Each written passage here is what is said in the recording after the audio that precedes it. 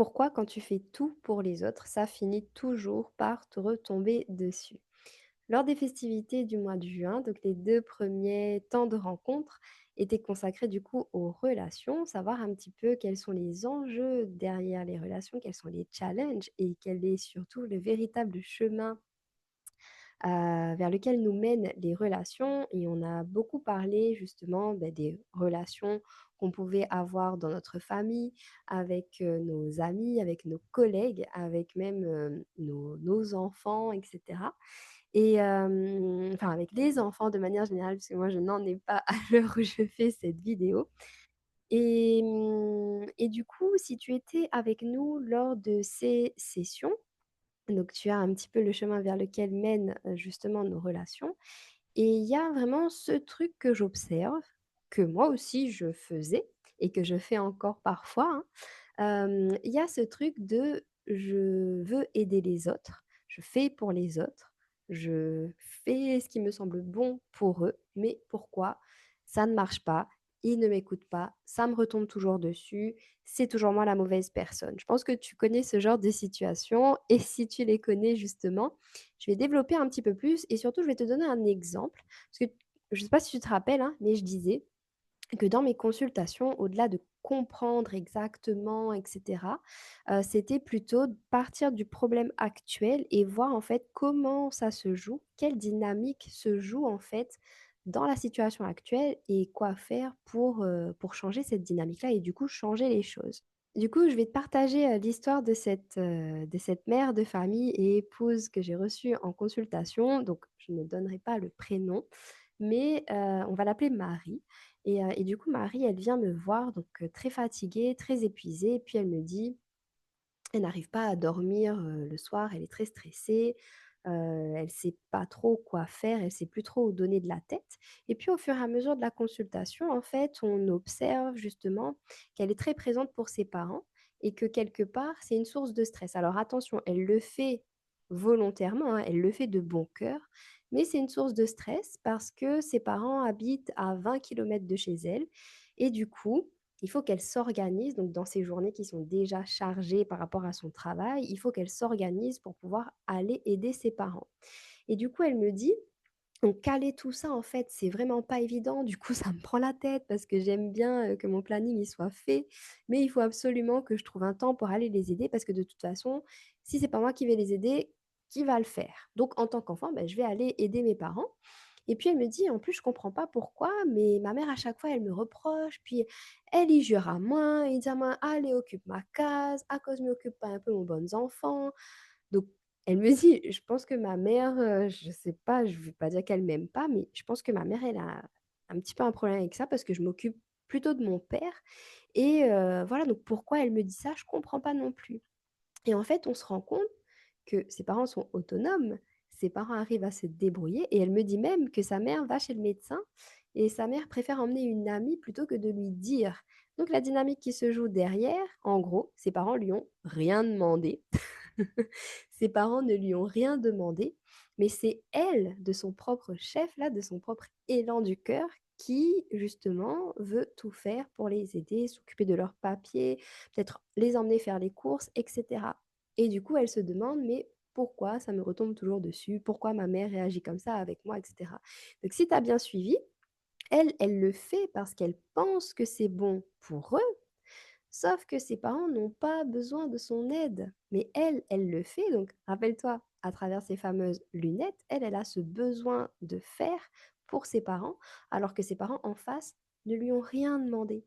Et donc je lui dis: «Mais c'est normal que ta mère, en fait, elle te dise: "Allez, occupe-toi de bonne marmaille", parce que tout simplement, il a pas demandé à rien. C'est toi qui estimes qu'ils ont besoin d'aide et du coup, tu vas les aider et tu te demandes ensuite pourquoi ils réagissent comme ça alors que toi tu veux juste les aider.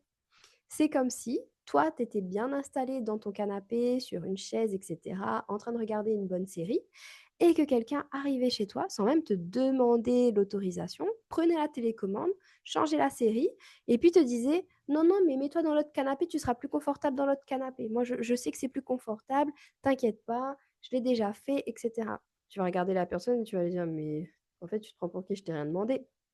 Donc c'est cette dynamique-là, en fait, qui se joue. Je te donnerai un autre exemple qui va aussi peut-être te parler.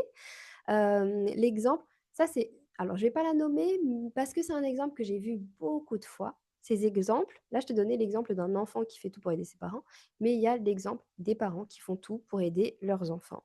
Et notamment les parents qui font tout pour aider leurs enfants qui ont eux-mêmes des enfants. Vous savez, ces fameux papy-mamie quand c'est les tout premiers ou quand les enfants sont encore tout petits, etc. et qui veulent donner un coup de main aux jeunes parents parce que c'est comme ça qu'il faut faire. Nous, on a été parents, on est passé par là, donc on peut te conseiller. Donc ne fais pas comme ça, surtout à cause de la partie disabonnement Maïla. Pas besoin de faire comme ça, hein, laisse-moi va faire, laisse-moi va faire. Vous savez, ce genre de parents-là, laisse-moi va faire. Et après, je te demande à Zot, pourquoi les enfants ils occupent pas Zot marmaille? À cause c'est Zot obligé de tout faire à chaque instant. C'est plutôt logique, même si ça ne te paraît pas logique, mais regarde bien. L'enfant ne t'a rien demandé. Il a besoin de vivre son expérience aussi en tant que parent. Là, je reste sur cet exemple-là, mais il a besoin de vivre son expérience en tant que parent. Et toi, tu arrives en lui disant, je sais ce qui est bon. Donc, je vais faire et tu vas faire comme je te dis. Et où est la liberté de l'enfant, en fait, là-dedans? Il n'a rien demandé à où. Et même s'il a demandé à où, il a peut-être demandé à où un conseil, mais il n'a pas demandé à où de faire pour lui. Et donc, du coup, à un moment donné, qu'est-ce qu'il se dit l'enfant? De toute façon, ça sert à rien que m'y bouge, que m'y fait un affaire, parce que regarde là, le papy, le mamie, ça saute là-bas et il s'anifie le truc. Donc, achève-les, ça doit t'occuper. Et après, les papis, mamie râlent parce que c'est moi qui occupe. Le papa, regarde là, le papa, il bouge même pas. Et alors que le papa, lui, il se dit, je prends l'exemple du papa parce que c'est un exemple concret que j'ai autour de moi, et le papa, il se dit, ben, de toute façon, ça sert à rien de ça bouger. Le papy, mamie, ça saute des là-bas. Le papy, mamie, ça ni la regarder. Et donc, on se demande à chaque fois, ben, pourquoi les situations sont comme ça? Pourquoi moi, je fais tout pour aider et c'est moi les pas bons, c'est moi le problème, ou bien les enfants, là, il fait pas rien. Si au moins une fois, tu laissais la liberté aux autres, la liberté à ton enfant peut-être, si tu te reconnais dans cette vidéo-là, ben, de faire sa propre expérience. Il a trompé, ben, il a trompé, au moins il va connaître pour la prochaine fois. Ou s'il a besoin d'aide, de demander à où. Parfois, les gens ne vont pas demander de l'aide. Nous, on va estimer qu'ils sont en situation qui nécessite de l'aide, mais pour eux, dans leur système, ils n'ont pas besoin d'aide. Et donc, pardon, tant que dans leur système, ils n'auront pas besoin d'aide, donc eux, ils estimeront qu'ils n'ont pas besoin d'aide, même si toi, tu estimes qu'ils en ont besoin, la meilleure chose que tu puisses faire justement pour aider cette personne, et ben, c'est de ne rien faire, de lui laisser vraiment la liberté de mener sa vie. Tu peux lui suggérer ton aide, tu peux lui dire, de mon point de vue, je pense que tu as besoin d'aide. En tout cas, si pour toi c'est OK, bah écoute, c'est ta vie, c'est ton choix, mais sache que si tu as besoin d'aide, je suis là, tu peux me demander et je viendrai t'aider. Ça peut être une piste. Je donne un tout dernier exemple qui m'est venu en tête là. L'exemple de Marina dans son travail. Si tu étais avec nous lors des sessions, j'en ai parlé. Pareil, et je pense que certains d'entre vous vont se reconnaître dedans. Vous savez, dans ce travail-là, on a toujours des fois c'est nous-mêmes, hein, nous veut tout faire pour que les choses y fonctionnent. Nous veut tout faire pour que le planning roule bien, pour que la machine y tourne, pour que la boîte fonctionne, pour que les patrons peut-être y reconnaissent à nous, ça c'est un autre sujet. Mais en tout cas, nous fait tout pour que les choses y avancent, parce que nous aimons cet esprit d'équipe, nous aimons faire bouger le bateau, nous aimons quand il bouge, quand il avance, bref, super employé. Et ensuite, nous demande à nous, ben, à cause en fait, bonne collègue là, elle est comme ça, ben, elle a tout le temps un problème avec moi, alors que pour autant, c'est moi qui fais toutes les bonnes affaires pour aider à ça, mais ben, elle a toujours un problème avec moi. Encore une fois, est-ce que Banana demande à ou de l'aide? C'est où qui estime que Banal a besoin d'aide. Donc, ou fait ça, bien sûr, ben, avec une bonne intention, hein. Sauf qu'en fait, dans le système de la personne, le message qu'on peut transmettre, c'est je vais faire pour toi parce que tu ne sais pas faire. Ça, c'est ce qui peut être perçu dans le système de la personne d'en face. Ou encore, je suis la meilleure, je sais tout, donc ce sont mes idées qu'on va suivre. Alors que toi, tu ne le fais pas dans ce but-là, on est d'accord. Mais c'est comme ça que ça peut être perçu derrière. Et donc ça, je sais que c'est pas évident de se détacher, mais c'est tout un programme. Mais en tout cas, qu'est-ce que tu peux faire là aussi? Et bah, si Bana, il veut pas bouger et que Bana, il veut pas faire les choses, beh, faute de travail, fais la chose pour laquelle vous les payez. Ça, c'est un autre sujet parce que je sais qu'il y a beaucoup de personnes qui me disent: «Mais non Flora, mais il gagne pas, mais comment vous m'y fait?» Mais il est dur! Parce qu'après là, si moi m'y fais pas, ben non, tout le monde sera dans la merde. Donc ça, je dis bien, c'est un autre sujet. Mais en tout cas, pourquoi justement, quand tu fais tout pour les autres, ça finit toujours par te retomber dessus? Tu as la réponse dans la vidéo.